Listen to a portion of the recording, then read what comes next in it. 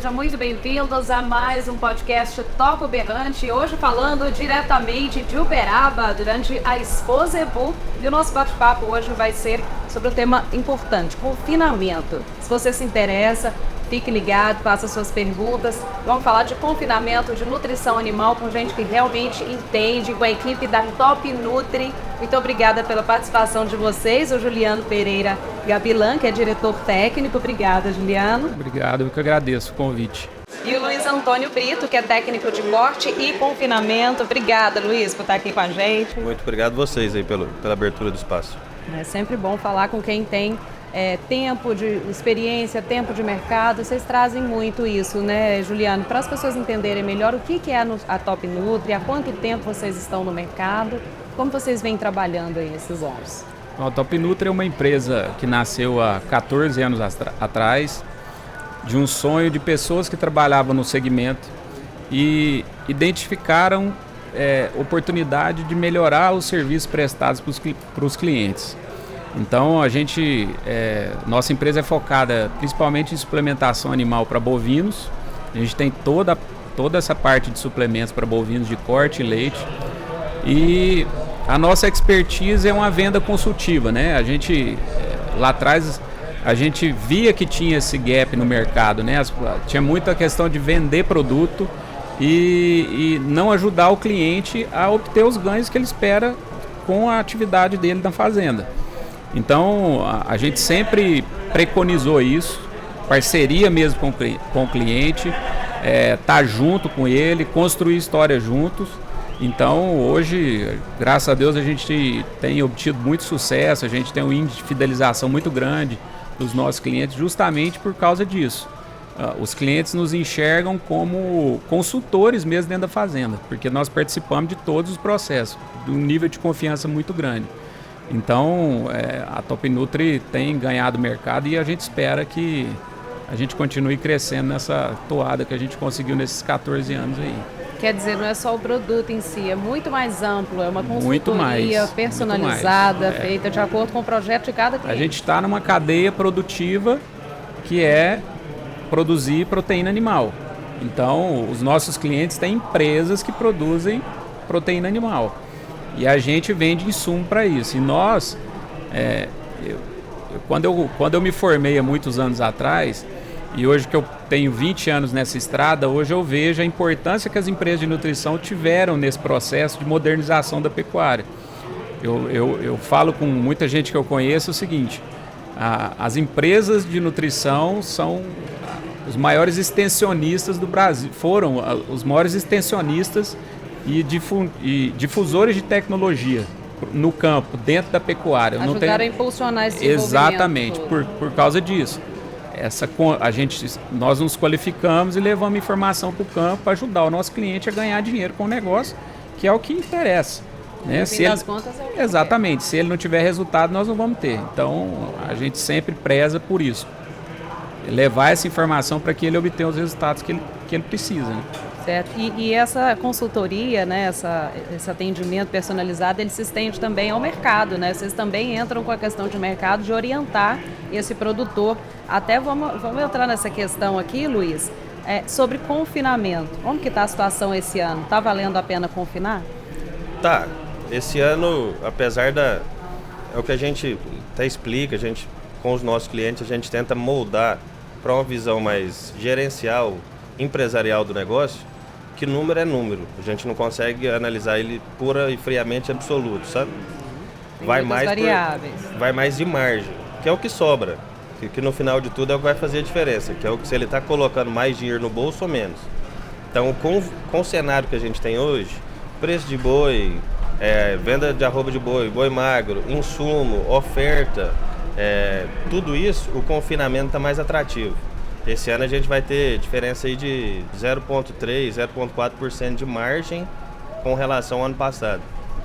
Então nós estamos mais propícios a ter grandes volumes de confinamento esse ano, que é o que o mercado já está mostrando para a gente. Tanto que na nossa região aí a gente já sabe de mais 2, 3 confinamentos que já estão saindo do papel por conta do mercado. Eles vão entrar no mercado numa hora boa e depois eles se consolidam trabalhando certinho no mercado. Eles tendem a permanecer por muito tempo, né? Luiz, e por que é um bom negócio hoje confinar o boi? O confinamento hoje é muito rentável porque você maximiza seu lucro por área. Você tem pouco espaço com muita zoar. A gente trabalha no gado de corte, quantas zoar por hectare a gente termina por ano. No confinamento você adensa muito isso. Então quando você tem uma fazenda pequena, você tem limitação de espaço. No confinamento você ganha com isso. Então você consegue botar aí 8 boi por metro quadrado. Dependendo da época do ano ou do manejo da instalação, você consegue apertar um pouquinho, entendeu? Então você consegue ter essa rentabilidade, você consegue maximizar seu lucro numa área pequena. Ah, Luiz, mas eu preciso de área para plantar. Hoje, com o mercado de insumos, desenho de dietas que a gente tem um ingrediente que tem sido usado como um coringa muito fácil, aí, que é o bagaço. Então, o bagaço você tem à disposição em grande volume, e você não precisa ter produção nenhuma na fazenda. Então você consegue ocupar a sua área, transformar em área útil mesmo, né? Fazer curral, fazer baia e botar boi. Então ele te permite isso. Fora que a gente tem dentro do confinamento 2 modalidades. Confinamento próprio, que é boi seu, e fazer opção de boitel, que hoje, no cenário nosso, é excelente. O boitel já te tem visto falar muito, né? Como um modelo que deu muito certo. É que no confinamento tradicional, digamos assim, você tem empatado valor em boi e em comida. Então sua margem é em cima disso.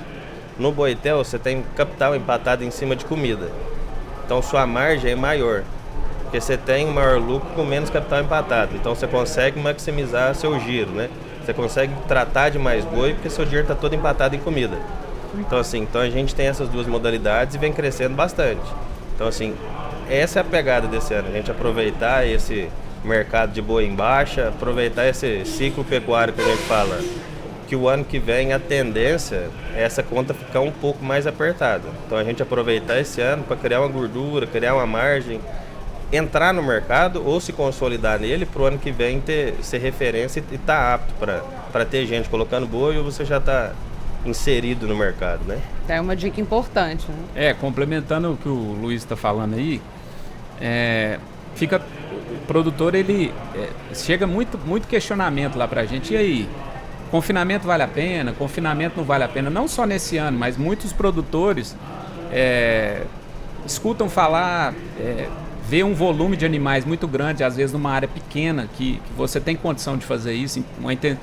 É uma etapa do processo de produzir carne, é a etapa de terminação. O confinamento é uma estratégia de terminação. Ele pode ser fechado, ele pode ser uma TIP.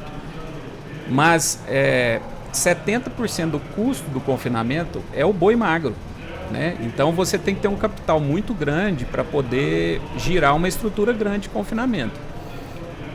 Os boitéis têm crescido muito porque a conta fica mais vantajosa. Porque o cara pega, o dono do boitel, ele pega o animal de terceiro, não tem o custo não carrega esse custo de estoque para dentro do sistema dele, e ele participa só da fase mais barata, que é de produzir essas arrobas. E por outro lado, também o boitel oferece esse serviço de terminação para clientes que não têm condição de fazer isso na fazenda, para produzir um animal melhor, para ele ter facilidade maior de vender isso no frigorífico. Porque o mercado de carne hoje está muito exigente em termos de qualidade. Antigamente você não via esse tanto de boutique de carne que tem, várias marcas de carne com selo, né? Marca com Angus, Boi Verde, vários tipos de... Então o mercado consumidor brasileiro ainda amadureceu muito, tem muito caminho para percorrer, mas a qualidade da terminação que tem favorecido. Só que o confinamento, ele é uma atividade hoje, diferente de antigamente, que as margens eram muito maiores, em que o produtor dificilmente ele perdia dinheiro. Na década de 80, de 70, qualquer jeito que ele tratasse os animais lá com a dieta convencional, que era 50% de volumoso, 50% de concentrado, ele ganhava dinheiro. Dava certo. Hoje em dia as margens estão muito estreitas, então assim, tem que ter escala, tem que saber produzir comida, tem que ter boa estrutura e tem que ter informação. Então, a produção de carne hoje de bovino está caminhando para o que aconteceu na avicultura e na suinocultura. Margem menor em escala industrial. Então, quem não tem condição de ter isso na fazenda e não tem essa capacidade de gestão, pode terceirizar a terminação para um boitel. É essa que eu vejo que é a grande vantagem. E vai ter mais carne de qualidade sendo ofertada. Então, o confinamento, ele pode ser olhado de forma isolada como uma atividade produtiva. Eu vou produzir, eu vou ofertar um sistema de terminação para pessoas que querem terminar os animais aqui. Ou um produtor que já tem, por exemplo, ciclo completo na fazenda, o confinamento ele entra como uma alternativa até de manejo de pastagem. Ele consegue confinar os animais numa área menor, alivia a pressão de pastejo e tem mais animais dentro da fazenda, que é o que o Luiz falou no começo. Que uma fazenda hoje, sem ser uma fazenda de ciclo completo, por exemplo, o que interessa é arrobas por hectare ano. E se você tem uma grande quantidade de animais confinados, você consegue jogar isso muito para cima. Então você melhora a eficiência do sistema. Então o confinamento em si ele vale a pena tanto como uma atividade isolada, como também numa atividade conjunta no sistema de produção que é ciclo completo. Então eu vejo o confinamento como um ótimo negócio dentro da pecuária de corte, tanto para um jeito quanto para o outro, entendeu? Quem não quiser assumir toda essa responsabilidade... Tem o pessoal do boitel que faz com muita competência hoje e dá dinheiro, melhor do que você deixar o dinheiro no banco. É matemático, né? Tem que cuidar de todas essas vertentes para que o negócio funcione. Tem que profissionalizar, não é simples. A margem hoje é estreita. Ô Luiz, e a questão do mercado de reposição, como é que tá?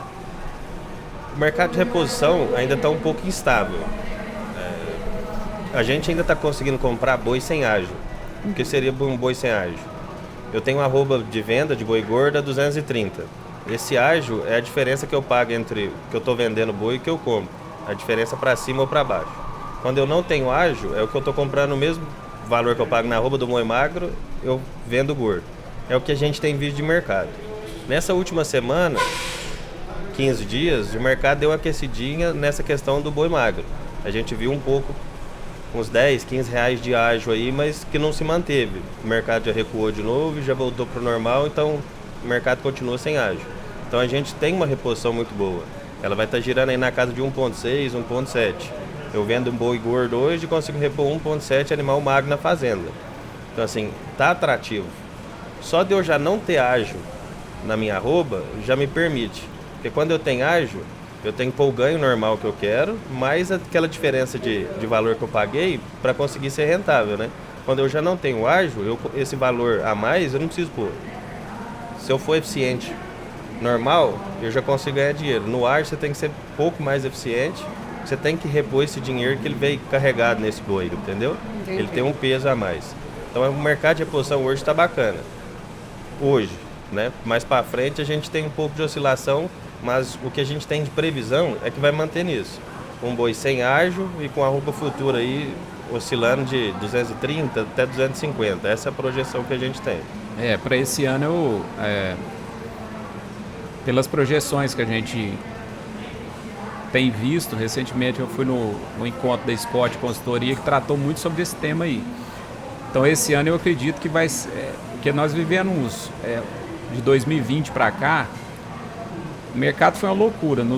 Desde que eu me formei, que eu comecei a mexer com pecuária, eu nunca vi um recorte do que aconteceu no mercado de insumo e do mercado de preço pago ao produtor do que aconteceu nesses últimos 2 anos. Esse ano, pelo menos nós temos uma previsibilidade e essa relação de troca para o produtor está vantajosa. Então quando você vai para um confinamento que a pessoa tem uma previsibilidade melhor, que ele consegue fechar o custo de arroba dele, por exemplo. O custo de produção hoje de arroba, a gente fez várias simulações para vários produtores aí, tem em torno de... A gente é um pouco mais... A gente tenta ser mais arrojado. Isso. Se você for trabalhar no normalzinho, 1,5, conservador, a gente às vezes perde. Então a gente tenta ser o mais eficiente possível, que é a nossa visão de trabalho. A gente tem que ser mais rentável e eficiente. Normal. Então a gente tem fechado hoje arroba na casa de 165, olha aí, 160. E você consegue vender por 235. Então a atividade está remunerando bem, né? Agora esse mercado da reposição, a reposição, ela hoje, em 2023, foi o maior abate de fêmeas da série histórica que já teve. Então a gente sabe que a partir desse ano vai começar a virar o ciclo pecuário. Então eu falo que para um confinador em tempos de reposição cara, é mais difícil o produtor fazer margem do que quando a reposição está barata.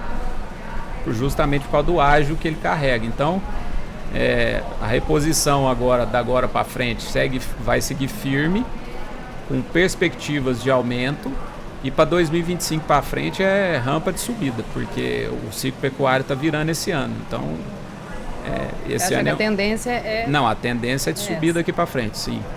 Que bom que seja. Gente, tem algumas perguntas que a gente pegou anteriormente para sanar aqui com vocês, essas dúvidas. Custo da arroba produzida versus projeção de arroba futura. Como que a gente pode mapear esse cenário em busca de uma gestão mais focada em resultados?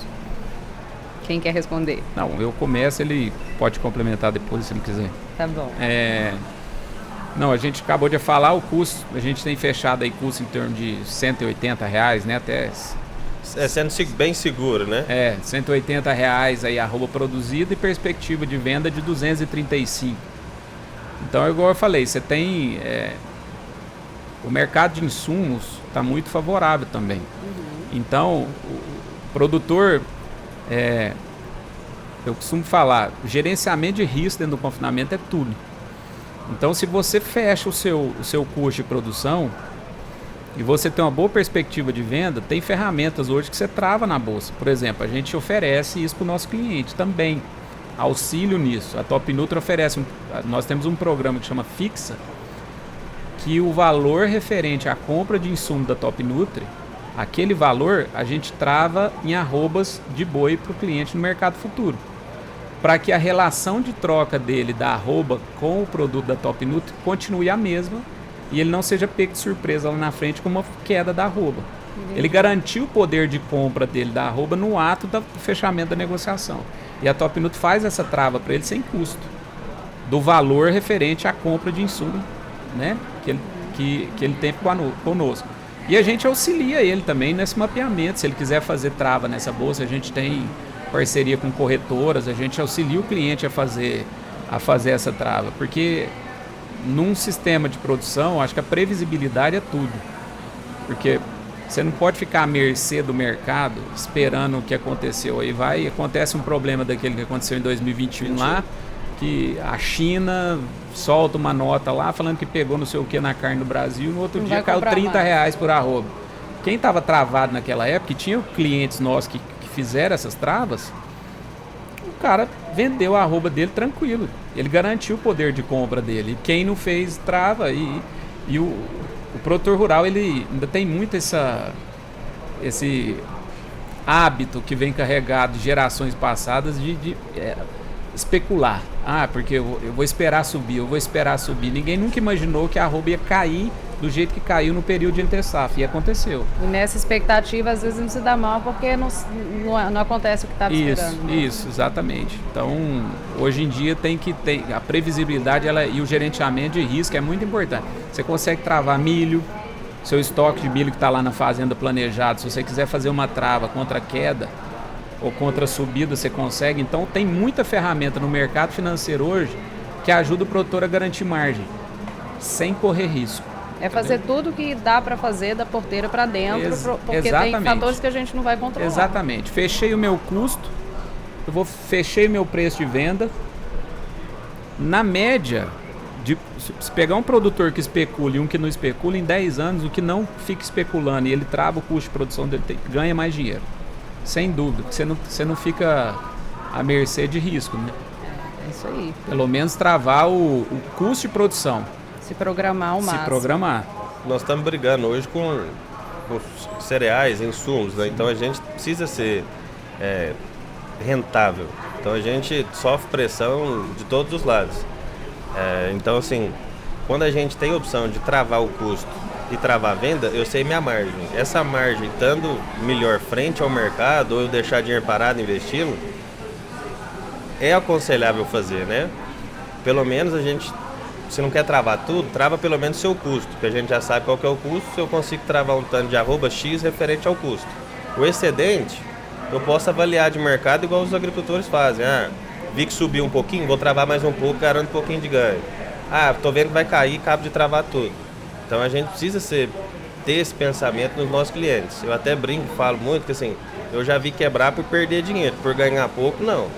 Então a gente já sabendo a margem que a gente tem em tudo, o que ganha pouco sempre está ganhando. Então ele sempre vai pôr dinheiro no bolso, ele está tranquilo. O que perde menos sempre está na frente de quem especula. Isso aí. Você sai do achismo, né? Você tem a opção de fazer um negócio concretizado e travado, é segurança. A gente vai mexer com bolsa, não tem aquilo que é altamente rentável e seguro, né? E com liquidez alta. Então não existe o cenário perfeito, é muito difícil. Então a gente já tem um cenário que é favorável, vamos saber usar e usar isso de forma correta, né? Tá certo. Aqui também, em relação a, mudando um pouquinho de assunto, pergunta sobre eficiência biológica. Por que os produtores têm olhado para esse indicador, que em muitas ocasiões tem sido confundido com conversão alimentar? Você pode falar sobre isso, Luiz? Eficiência biológica e conversão alimentar são quase sinônimos.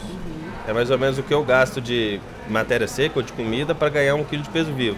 Um normalmente é isso, é o que o boi come para ele ganhar 1 quilo, e o outro é o que ele gasta de comida para ganhar 1 quilo. Então só muda mais ou menos a visão, o lado que você vê. A gente está preocupado por isso porque isso está ligado à eficiência, né? Antigamente a gente tinha animais mais diversos que comia muito e ganhava 1,5 kg. Vamos colocar uns números aqui para a gente ter noção. Hoje a gente consegue, com essa eficiência que a gente está falando, comer menos e ganhar o mesmo 1,5 kg. Então eu tenho um ganho com um custo menor. É onde a gente trabalha com a arroba produzida mais barata. Eu estou sendo mais eficiente, eu estou gastando menos, investindo menos e tirando a mesma rentabilidade para trás. Então é o número que a gente olha. Tanto que a gente já não fala mais tanto em GMD, que é o ganho médio diário, que é número absoluto, é peso vivo e não só carne. Porque o produtor vende carne. Então o número que eu tenho que olhar é GDC, que é ganho diário de carcaça, que é carne propriamente dita, que é o que ele vai vender. Então se eu conseguir colocar um ganhar mais de carcaça, o quanto que ele ganhou de GMD às vezes daí influencia. Eu consigo ter GMD de 1,8 e o cara ganhar 1,1 de carcaça. Eu consigo pôr 1,6 de GMD e 1,2 de carcaça. Fui mais eficiente que o cara que ganhou 1,8. Então é mudar um pouco como observar, que é o que realmente vai impactar. Porque, igual eu falei, número é número. A gente às vezes seduz a gente pela beleza, pelo tamanho, pela abrangência que tem, mas a gente tem que mostrar qual que vai fazer a diferença no resultado dele. Que nesse caso é o GDC, que é o ganho de carcaça, que está ligado à eficiência. Juliano, falando aqui de eficiência, de ganho de peso, como que você vê o desenvolvimento da pecuária, principalmente de corte, no que diz respeito a essas novas tecnologias? Que hoje a gente tem teste de eficiência alimentar, a gente tem uma infinidade de ferramentas para serem utilizadas aí em prol do desenvolvimento do corte. Como você avalia? Eu acho que é um avanço tecnológico muito grande, né? Esse consumo de alimento residual, que é esse CAR que eles avaliam hoje dentro dos programas de melhoramento genético aí, embora seja um índice dentro dos programas novo ainda, né? Começou há menos de 10 anos. Eu acredito que, como aconteceu na avicultura, na suinocultura, isso aí é um caminho sem volta. Eu acho que selecionar animais para melhor eficiência de comida, até por questões ambientais também, né? Isso aí também envolve muita coisa nesse sentido. Eu acho que melhora demais, e é grande, é evidente o melhoramento do rebanho brasileiro, né? A gente que está no campo aí há muito tempo, andando todas as regiões do Brasil aí, até em observação prática nossa de campo, a gente percebe o avanço que teve nisso, né? Na qualidade genética dos animais. É o que o Luiz falou. O que o confinamento profissional avalia hoje é isso. É ganho de carcaça e eficiência biológica, que é conversão alimentar. Então, assim, se você tem um animal mais eficiente, vai sobrar mais dinheiro o produtor no final. Aquele animal, o animal que não é eficiente, ele come do mesmo tanto, ele tem todos os gastos, os custos, mas não vai devolver isso para o produtor, exatamente. Né? E é uma coisa que não para, né? A impressão que eu tenho é que cada vez está se desenvolvendo mais e surgem novas tecnologias, estão impulsionando ainda mais a pecuária de corte. Sim, que eu falo que quem manda numa atividade que produz alguma coisa para o mercado consumidor é o consumidor. Não adianta.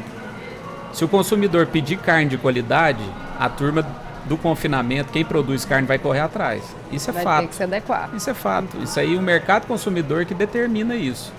Então, você tem... hoje em dia as pessoas estão muito exigentes com relação a isso, né? Então, assim, você pega marmoreio, o pessoal seleciona muito para marmoreio dentro da raça Nelore. Hoje você vê muitos programas com peso grande dos índios de marmoreio dentro dessas avaliações também. Isso aí tudo vai fazer com que daqui, sei lá quantas gerações, nós vamos ter uma carne, quem sabe, de um zebu produzido aqui no Brasil com a mesma qualidade de uma carne de anos. Eu não tenho dúvida que isso vai acontecer, não. Se nós vamos ver, porque a herdabilidade é lenta, né? Passada de geração para geração. Mas eu não tenho dúvida disso. O melhoramento genético, ele é uma dos pilares da pecuária para eficiente. Isso aí eu não tenho a menor dúvida disso. E a nutrição ela acompanha rápido. A gente tem muita pesquisa hoje de nutrição e ferramenta em aditivos que trabalham essa parte de mitigação de emissão de metano. Hoje está sendo muito falado isso.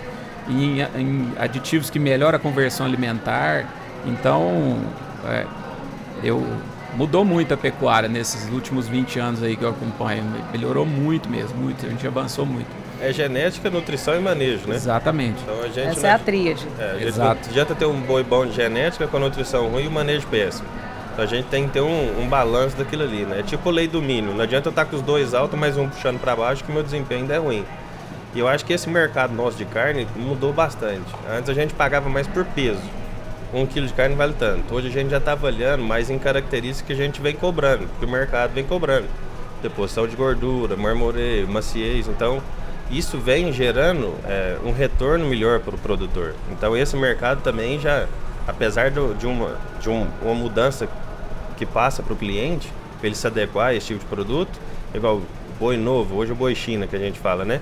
Então, a gente precisa intensificar a produção para que esse boi morra, seja abatido até X meses, entendeu? Que ele tem um valor agregado na arroba a mais que o boi errado, que a gente fala, né? O boi acima de 4 dentes.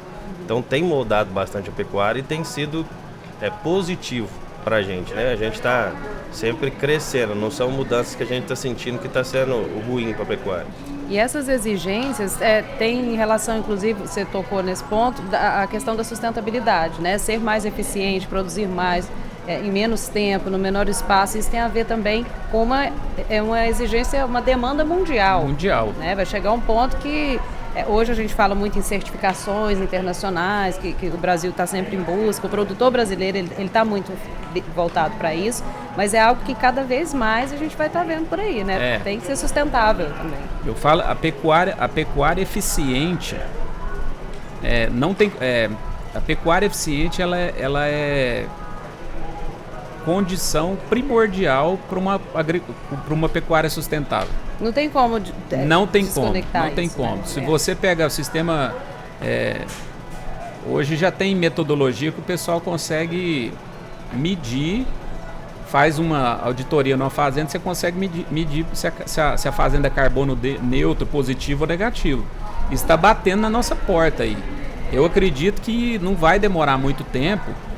Vão existir certificações, já estão chegando muito antes do que o pessoal pensa. Vai ter certificação e essas fazendas que tiverem esse controle e provar que é positivo nessa questão do carbono, vai receber mais por isso.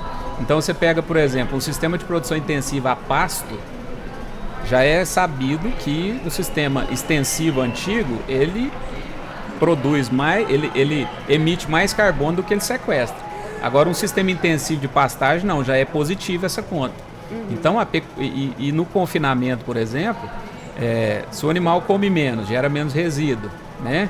Se você usa aditivos que mitigam isso, já tem muita tecnologia para você colocar, por exemplo, nos produtos que nós vendemos, que vão mitigar isso. Então, quem quiser fazer uma pecuária sustentável tem que pensar em eficiência, senão não tem outro caminho. Não, a pecuária extensiva de antigamente, ela não encaixa no perfil de sustentabilidade, não adianta. Eu gosto sempre de levantar essa bandeira quando a gente faz aqui os podcasts, recebe pessoas que estão no meio, para mostrar o quanto o agro brasileiro ele se preocupa com isso, né? Que às vezes as pessoas, por falta de informação, falam o contrário. E quando você está ali no dia a dia, vendo como é feito o trabalho, existe um cuidado muito grande com a sustentabilidade, com a eficiência, não é? Sim, e a pecuária... ela tem que melhorar isso, essa questão da divulgação, né? O agro nesse sentido, ele apanha muito calado. Ele apanha porque ele não se comunica, principalmente com os não convertidos. São pessoas fora da bolha do agronegócio que não sabem o que acontece dentro da fazenda. Ela nunca entrou na fazenda. A pecuária, ela não é causa, ela é solução para o problema ambiental. Eu não tenho a menor dúvida disso. É só... e as pesquisas e as tecnologias estão mostrando isso. Mas eu acredito que na hora que começar a pesar no bolso e ter diferença para quem faz e quem não faz, e está chegando, aí a mudança vai ser mais rápida. Eu não tenho dúvida. Quando pesa no bolso, o cara corre atrás mesmo. É porque não é só uma coisa bonita de se dizer, não é demagogia. É rentável. É economicamente viável. Por que não fazer? Exatamente. Né? E eu acho que assim, a gente tem que falar assim, para o mundo que isso é feito, não só no Brasil, mas a consciência e a responsabilidade que o produtor rural brasileiro tem. Eu vejo dessa forma, não sei se vocês também veem dessa forma. Não, eu não vejo outro caminho para a pecuária não, porque a agricultura menos um pouco, eles apanham bastante nessa parte de veneno, de herbicida e tal, mas a proteína animal como vilã, né, principalmente bovino, como vilão do problema ambiental, é total desconhecimento de quem fala. Só que as pessoas, elas falam por falar porque escutou alguém falar. Total desconhecimento. E a pecuária, essas entidades, tipo a BCZ, a nossa entidade, por exemplo, igual a Asbram, essas entidades de classe do nosso setor, já estão começando. Todos os eventos que eu participo hoje têm painéis específicos dessa parte ambiental. E cada dia mais vai.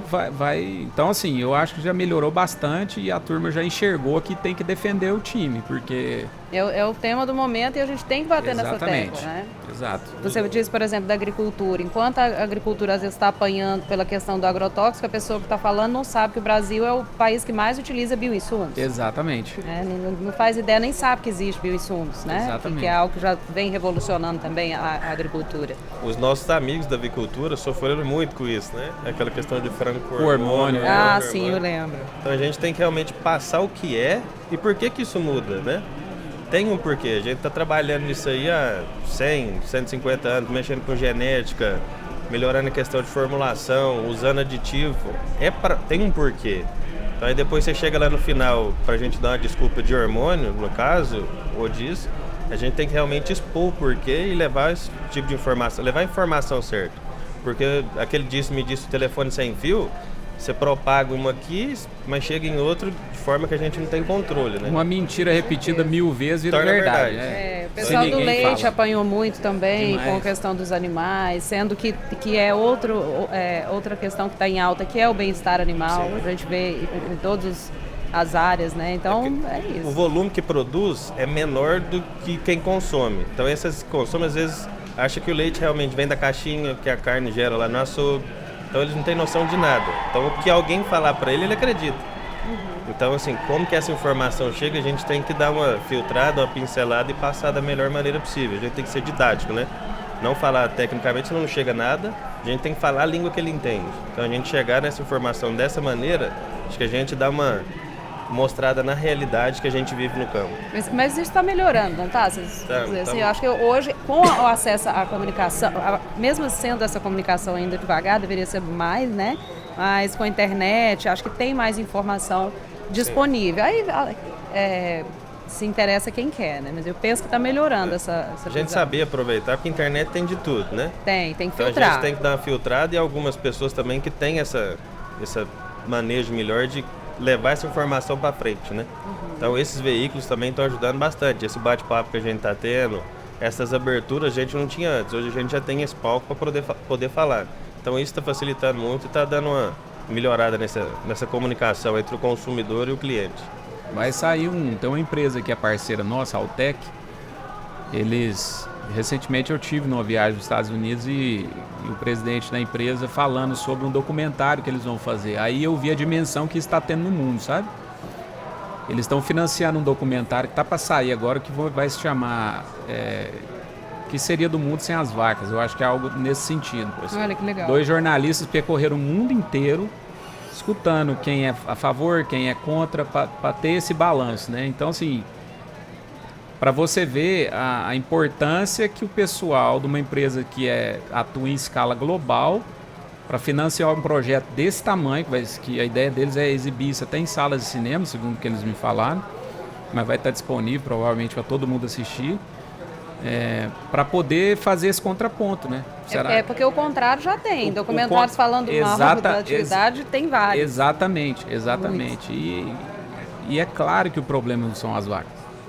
E uma coisa que a gente tem que lembrar também é a importância, quem produz alimento, carne, leite, seja lá o que for, a importância a questão da eficiência, do mundo precisar desses alimentos, né? A gente tem que garantir eficiência alimentar para o mundo, né? A gente tem que... Quem é que vai produzir? Esse documentário deve estar embasado nisso também. Sim, não tem essa... Segurança alimentar é o termo que eu estava procurando. Exato. aqui. Porque tem que ter. Se a partir de hoje deixarem de produzir, as pessoas vão passar fome. Vai faltar alimento no mundo. Não é questão de ecologicamente correto, não. É algo já muito claro. O número de pessoas aumenta. Isso a gente não tem controle. Só que a área que a gente tem, ela tem limitação. Então a gente tem que ser eficiente. A gente já vai ter que produzir mais em menos espaço. Esse desafio já existe. Isso é normal. Ele já existe. Mas exatamente. assim, bater na atividade como algo ruim, quem é que vai alimentar o mundo? Não dá para ficar sem carne, né? Não é porque a agricultura tá produzindo mais, porque se a agricultura está intensificando e produzindo esse tanto e vendendo tanto que é porque tem gente consumindo. Consumo. Exatamente. E a agricultura vai espremer o espaço da pecuária, obrigando a pecuária a ser mais eficiente e intensiva na área que sobrar para ela. Não é o contrário, não é porque o pessoal está falando mal de vaca que está diminuindo. Não, é a necessidade que o mundo tem por proteína animal. Eu não tenho dúvida de que não vai existir um mundo sem proteína animal. Não tem como, a população é impossível, não tem como você substituir essa fonte de alimento para o humano. Então, quem fala isso é balela. Essa turma que fala que a turma de vegano, vegetariano é a mesma, não é a mesma carne coisa. De laboratório, enfim. Vai ser mais uma alternativa, um nicho de mercado que está crescendo, que eu acredito que deve ter um teto. Para quem não consome, exatamente. E essas empresas, tudo que gera uma demanda e tem um mercado consumidor pedindo por aquilo, a indústria se adapta e vai produzir, né? Agora, essa demanda que já existe por carne, por proteína animal, não vai acabar. Tende a precisar cada vez mais. E o Brasil entra nisso, né? Produzindo bem para o mundo todo. Né? O único lugar no mundo que tem potencial para crescer muito ainda é aqui. Gente, muito bom conversar com vocês. Eu acho que o bate-papo fluiu bastante. Excelente. Muito obrigada, viu, Juliano, Luiz. Espero que a gente possa conversar mais vezes e levar essas informações para o público, tanto para as pessoas que são do agronegócio, quanto para quem está fora da bolha, que também precisa conhecer. Não, é bom. A gente... obrigado mais uma vez pelo convite. E a gente vai estar sempre usando rede social para nos comunicar com os nossos clientes, porque eu acho que levar informação é muito importante, né? Para a gente estar sempre discutindo, levando informação para o produtor, para que a gente consiga atingir esses objetivos, né? Comunicação muito importante. Obrigada, viu, Luiz, pela sua contribuição. Eu acho que é bacana a gente poder contribuir um pouco, desde que seja de forma em escala pequena, para melhorar, né? A gente levar informação nova, que a gente às vezes tem mais acesso do que os nossos clientes, a gente poder divulgar isso, mostrar o que a gente está tendo de tecnologia um pouco diferente, abrir o olho, trazer o que às vezes a pessoa só viu falar e tudo, concreto, para a pessoa estar ali olhando. Então a gente consegue dar uma impulsionada no mercado com esse tipo de bate-papo, que a gente vai forçando um pouco o cara a realmente ir mais a fundo e olhar, a ter abertura um pouco maior. Então, acho que esse espaço é muito bacana pra gente. A gente tende a investir bastante nisso agora para poder levar um maior número de informações para frente. É isso aí, não acreditar em tudo, viu, gente? Quem está ouvindo aí, vamos checar, vamos conferir, porque não pode acreditar em tudo que está na internet, que é terra sem lei. Sem lei, isso aí. Totalmente. Obrigada, gente. Bom, espero que vocês também tenham gostado e até o próximo Toca o Berrante.